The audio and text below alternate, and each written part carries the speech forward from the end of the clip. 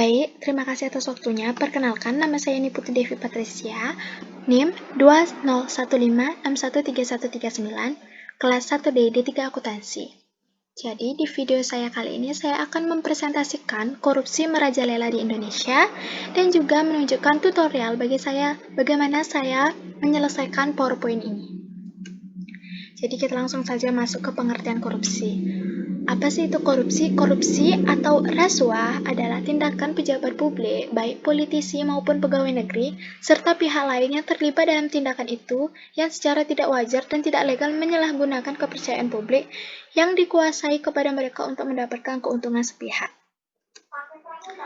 Adapun jenis-jenis korupsi. Yang pertama, memberi atau menerima hadiah yang disebut juga sebagai penyuapan. Yang kedua, penggelapan dalam jabatan. Dan yang ketiga adalah pemerasan dalam jabatan. Jadi di sini saya sudah ada chart. Ini ada penindakan kasus korupsi oleh KPK pada tahun 2016 sampai 2019. Jadi di sini kita bisa lihat bahwa penindakan kasus korupsi yang dilakukan oleh KPK pada tahun 2019 menurun dari jumlah angka yaitu 155 tersangka dibanding tahun 2018 yang mencapai hingga 261 tersangka. Namun, penindakan oleh KPK dari segi jumlah kasus dan kerugian negara meningkat. Bahkan kerugian yang dialami negara tertinggi pada 2019, yaitu 6,1 triliun selama 5 tahun terakhir. Demikian juga dengan jumlah kasus yang ditangani KPK yang mengalami kenaikan setiap tahunnya. Pada tahun 2019, kasus yang ditangani yakni 62 kasus tertinggi sejak 2015. Seperti yang kita ketahui bahwa akhir tahun lalu terjadi korupsi bansos COVID-19 oleh Menteri Sosial kita, yaitu Bapak Juliari Batubara, yang diduga menerima jatah 10.000 dari setiap paket sembako senilai 300.000 per paket. Total setidaknya KPK menduga Juliari sudah menerima 8,2 miliar dan 8,8 miliar. Kasus suap ini diawali adanya penggandaan bansos penanganan COVID-19 berupa paket sembako untuk warga miskin dengan nilai sekitar 5,9 triliun dengan total 272 kontrak dan dilaksanakan dengan 2 periode. Perusahaan rekanan yang menjadi vendor penggandaan bansos diduga menyuap pejabat Kementerian Sosial lewat skema fee, yaitu 10.000 dari setiap paket sembako yang senilainya 300.000. Penampakan Juliari Batubara sangat mengunjukkan publik, mengingat politisi yang satu ini, Partai Banteng tersebut, merupakan pejabat negara tertinggi di Kementerian Sosial yang langsung dipilih oleh Presiden kita, yaitu Bapak Joko Widodo dari unsur partai pengusungnya.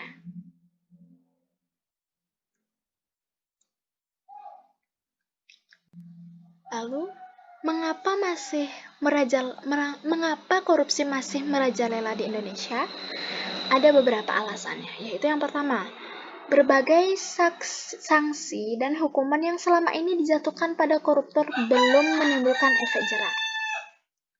Kondisi ini antara lain disebabkan oleh makin ringannya vonis untuk para koruptor. Jika pada tahun 2013 rata-rata lama vonis penjara terpidana korupsi adalah 2 tahun 11 bulan,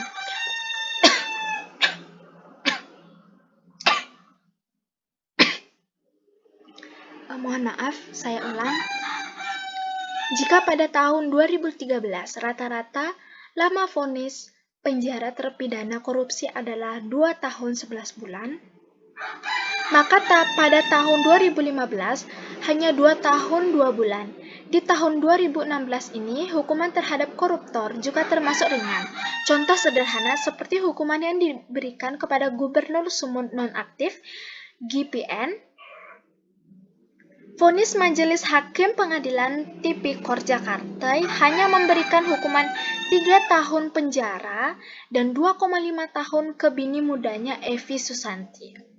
Vonis hakim ini lebih ringan dari tuntutan jaksa penuntut umum KPK.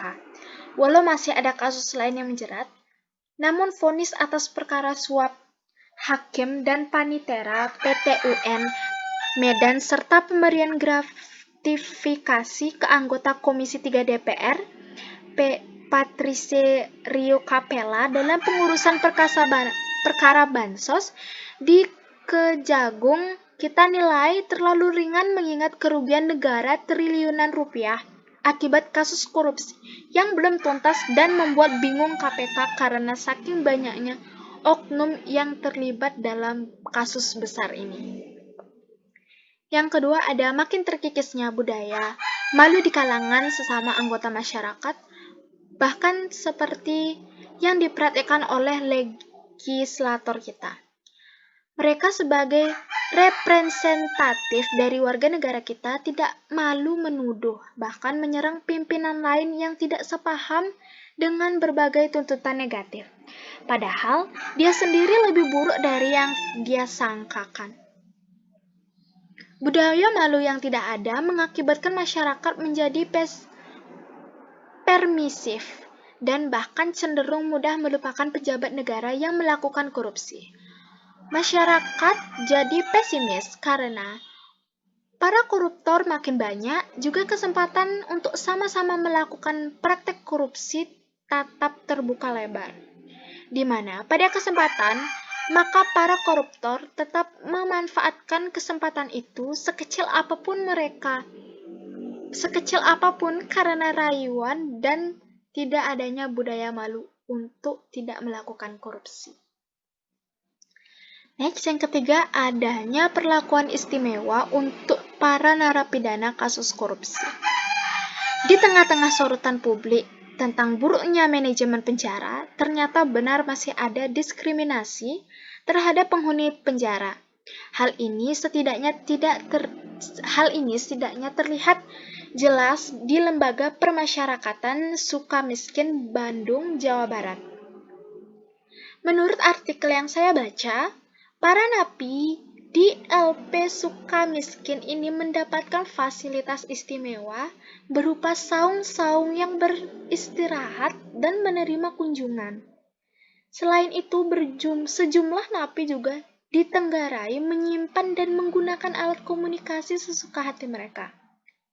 Saung-saung itu hanya untuk membangun kenyamanan baru untuk para narapidana sehingga mereka tidak berpikir untuk menyesali perbuatannya. Ini jelas tidak sesuai dengan konsep pemidanaan yang salah satunya bertujuan untuk memberi efek jerah. Kalau di dalam nyaman, penjara tidak lagi menakutkan, ujar Ferry Ansari, anggota staf pengajar Fakultas Hukum Universitas Andalas Padang. Yang keempat, ada kurangnya pengalaman nilai-nilai etika dan moral oleh penyelenggara negara. Ternyata revolusi mental yang dicanangkan oleh pemerintah lewat program Bapak Jokowi JK, buktinya tidak terlaksana dengan baik. Buktinya, penyelenggara negara saja tidak jera untuk melakukan korupsi yang nyata-nyatanya merupakan suatu perbuatan yang dilarang oleh agama, bahkan pemerintah. Hal ini jelas karena unsur penerapannya, etika dan moral jarang sekali ditanamkan kepada para penyelenggara negara. Selama ini pemerintah terlalu sibuk membuat regulasi untuk mencegah perilaku koruptif. Padahal itu saja tidak cukup.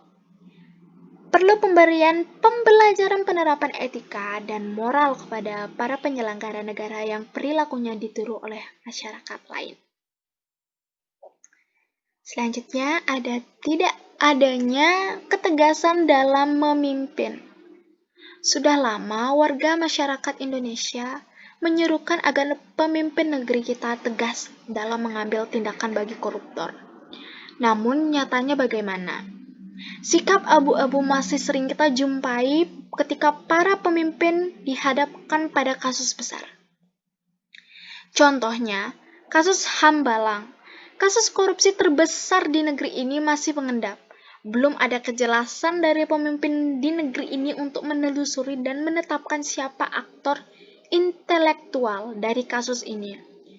Pergantian era kepemimpinan ternyata belum juga mengklirkan kasus terbesar di negeri ini, sehingga mengakibatkan rakyat di negeri ini pesimis akan tuntasnya kasus-kasus besar korupsi di negeri kita.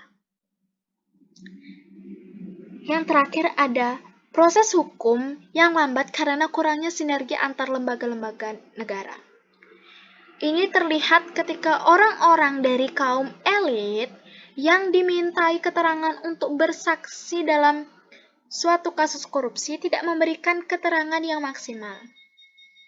Belum lagi kasus mangkir kala dipanggil, bahkan ada yang melarikan ke luar negeri dan juga tidak ada yang mau bersaksi alias menyembunyikan apa yang terjadi dan diketahui menghambat kinerja KPK maupun hakim dan jaksa untuk menetapkan vonis hukuman bagi para koruptor yang telah 100% ditetapkan sebagai tersangka korupsi oleh KPK saat akan diadili di pengadilan tindak pidana korupsi.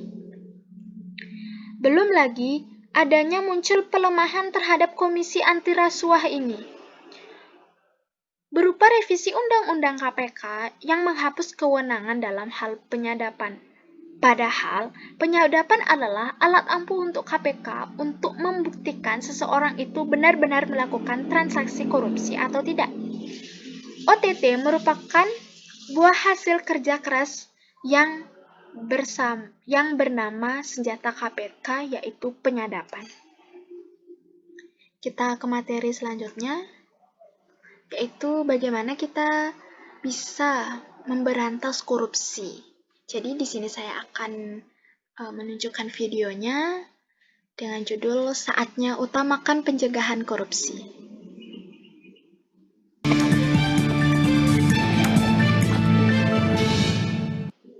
Saatnya utamakan pencegahan korupsi.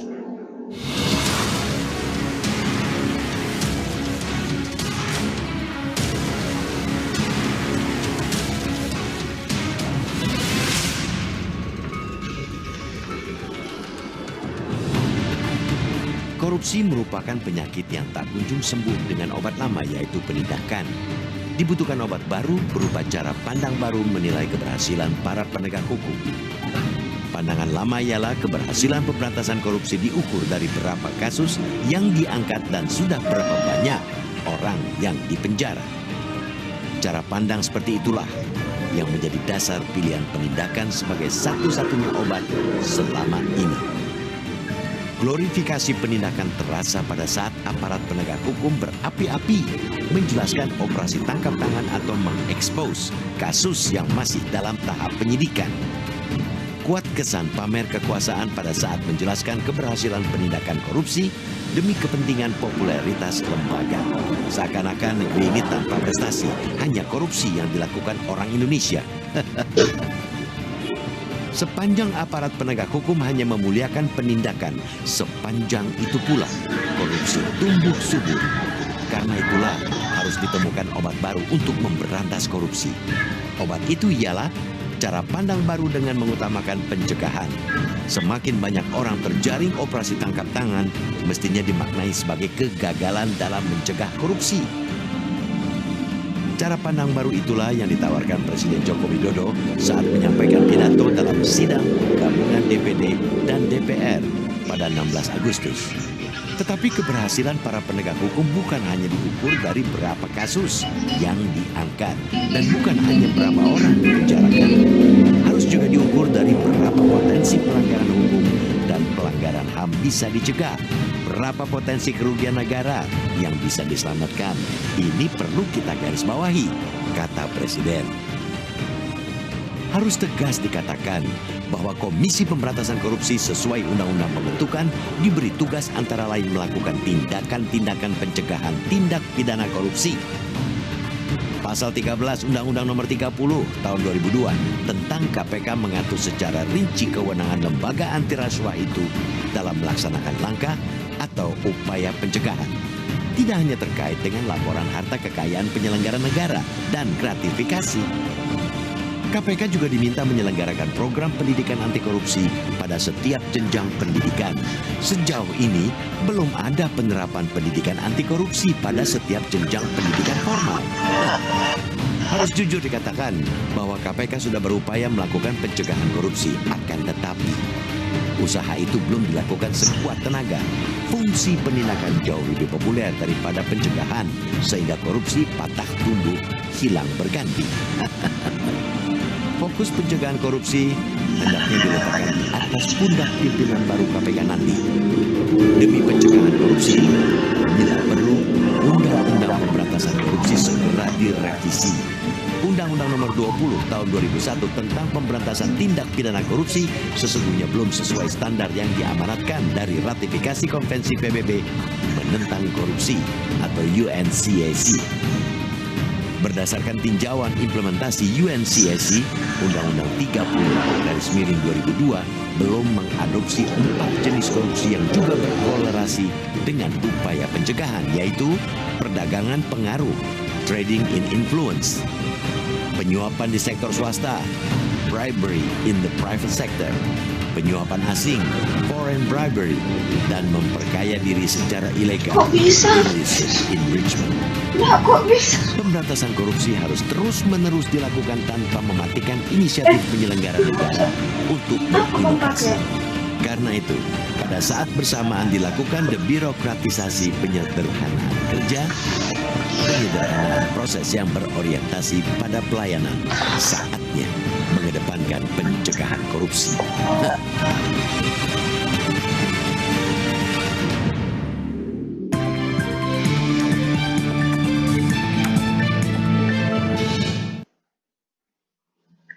Baik, terima kasih karena telah menyaksikan video presentasi saya. Video selanjutnya saya akan menunjukkan bagaimana saya menyelesaikan PowerPoint ini. Baik, di sini saya memiliki ada 7 slide, di mana masing-masing slide memiliki ketik teks, dan ada yang berisi chart dan juga ada yang berisi tabel. Memiliki animasi yang berbeda-beda juga. Jadi di sini saya akan memberikan tutorialnya. Kita membahas latar dulu terlebih dahulu. Saya menggunakan latar berwarna hijau. Di mana saya mendapatkan latar ini, kalian bisa klik desain, lalu di sini ada format background. Jika kalian ingin menggunakan foto atau gambar yang sudah di-download menggunakan gambar yang telah kalian download untuk menjadi latar ini, kalian bisa pencet picture or texture fill dengan klik insert from a file, dan kalian bisa di sini mencari. Misalnya saya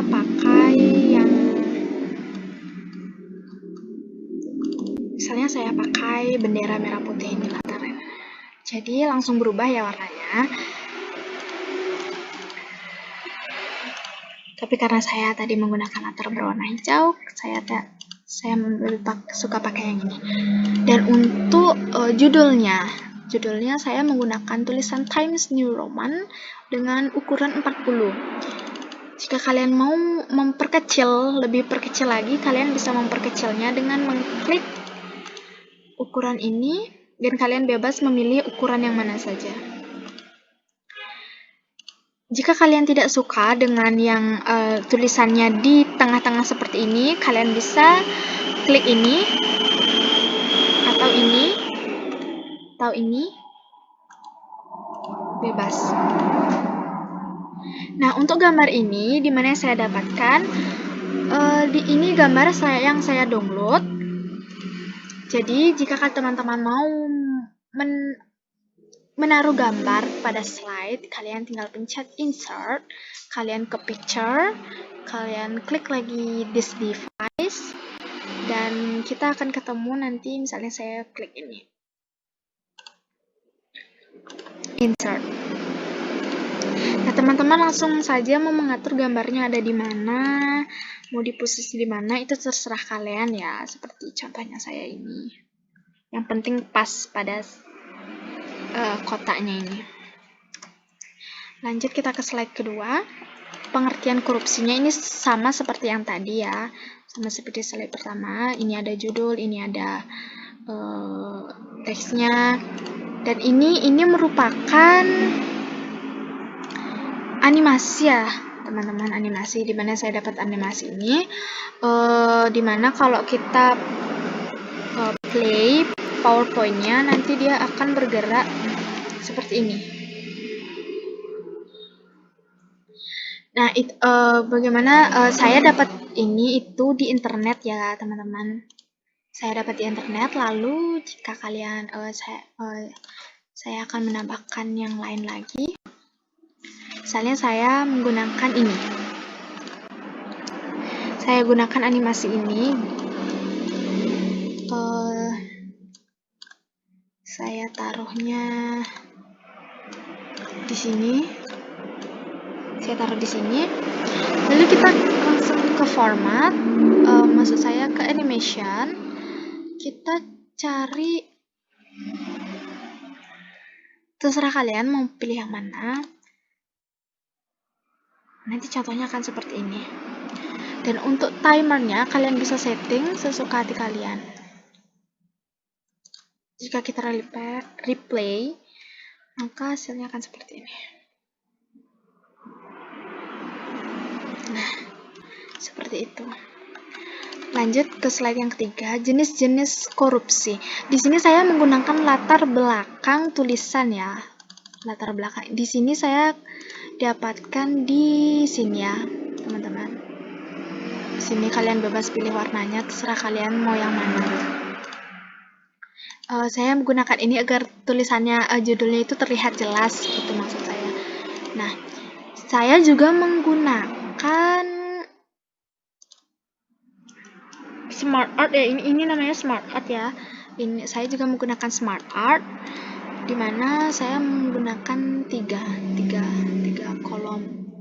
Jadi untuk smart art ini kalian bisa dapatkan di insert, lalu smart art.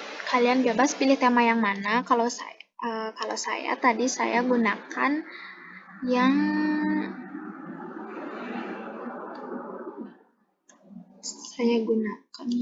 ini ya, teman-teman. Saya gunakan yang ini.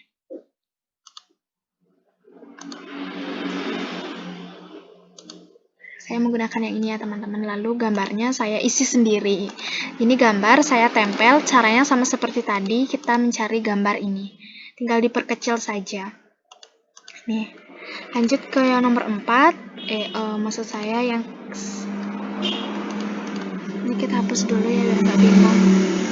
Nah, slide keempat ada kita punya chart. Dimana chart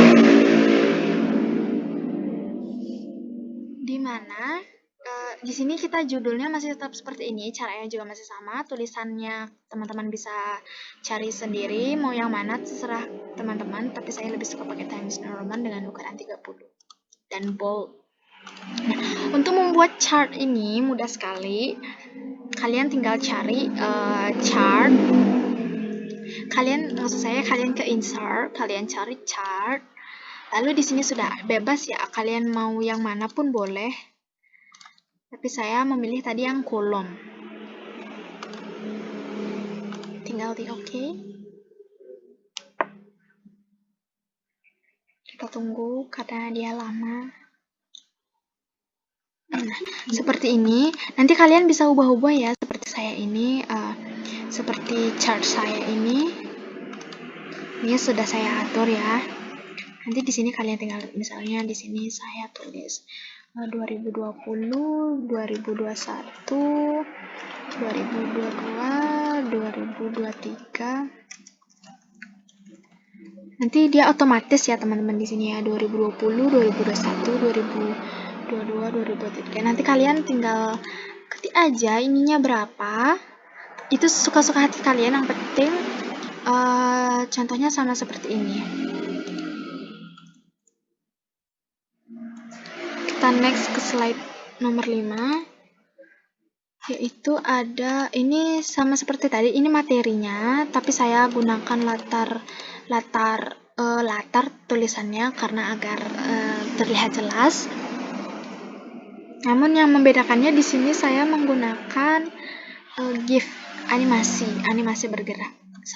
Caranya sama seperti tadi, kita tinggal cari picture, klik this device, lalu kita misalkan cari, saya di download ya tadi ya, ya ini, misalnya ini lagi. Ya kalian posisinya bebas daya mana, di mana aja boleh. Nah, ini kan kalian tinggal klik animation, lalu kalian tinggal cari kalian yang mau kayak gimana.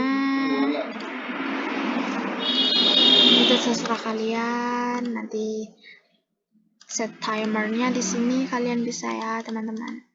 Bebas. Dan untuk latarnya ini seperti sama yang seperti tadi ya, kalian ke format background, kalian tinggal cari picture or texture fill, kalian klik insert file, nanti di sana ketemu banyak, misalnya kalian mau ganti apa. Dan slide ke-6 kita ada tabel. Di sini saya membuat tabel, di mana tabel ini saya dapat di sini di insert table. Kalian bebas ya, mau kotaknya mau berapa, kolomnya mau berapa, maksud saya itu. Tadi saya menggunakan 2x1. Tadi saya menggunakan 6 tabel. Ini kalian bisa geser ke sini. Mungkin kalian bisa membuat angka di sini. Di sini rangkumannya atau apa sejenisnya, judul atau apa itu terserah kalian ya. Agar bisa seperti ini.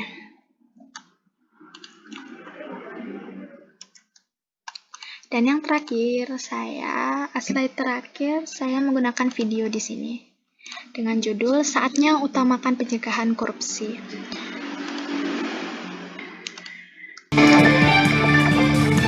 Bersuara ya teman-teman ya. Jadi caranya itu seperti ini. Kita contohnya ya.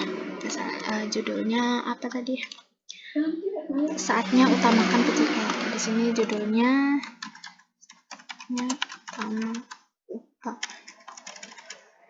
utamakan pencegahan korupsi. Nah, Times New 32. Di sini kalian bisa atur ya. Di sini saya memilih kapitalis H word, di mana huruf pertamanya kapital semua. Nah, di sini sudah ada tanda. Di sini ada tab insert table, insert chart, insert smart art graphic, 3D models, picture, online picture, insert video, dan yang terakhir ada insert an icon. Jadi kalian klik ini, insert video. Lalu kalian cari video yang sudah di-download tadi. Saya download video ini. Kalian tinggal tunggu saja. Sudah, kalian tinggal atur posisinya, enaknya kalian seperti apa. Mau dibesarkan, mau disamakan dengan garis ini juga boleh. Tinggal kalian play. Nah, seperti itu ya teman-teman dalam pembuatan PowerPoint saya kali ini. Jadi, dalam PowerPoint ini saya menjelaskan bagaimana mengatur teks, lalu menambahkan gambar,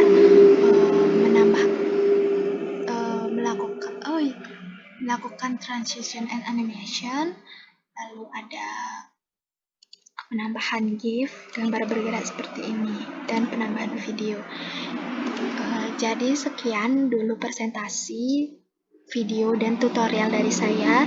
Jika ada kesalahan ataupun kekurangan, saya mohon maaf.